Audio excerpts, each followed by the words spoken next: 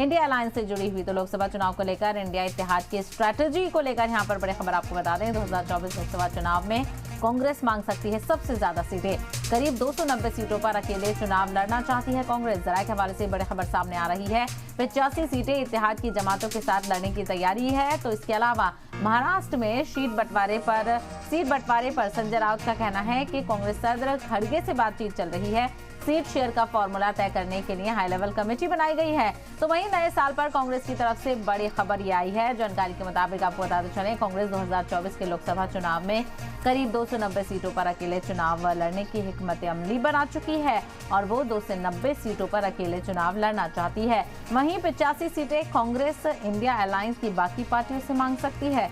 इस पर 29 और 30 दिसंबर को हुई कांग्रेस पार्टी की अलायंस कमेटी की बैठक में सहमति बन गई है और ये रिपोर्ट कमेटी कांग्रेस सदर मल्लिकार्जुन खड़गे को सौंपेगी। इसी बीच खड़गे ने 4 जनवरी को सभी स्टेट प्रेसिडेंट और सीएलपी लीडर्स की बैठक में सीट शेयरिंग को फाइनल करने के लिए एक मीटिंग बुलाई है। इसके बाद इत्तेहादी पार्टियों के साथ सीट शेयरिंग को लेकर बैठक भी होगी। तो यहाँ पर एक नई खबर यहाँ पर यह है कांग्रेस की तरफ से कि 290 सीटों पर कांग्रेस ने लड़ने की ख्वाहिश जाहिर की है।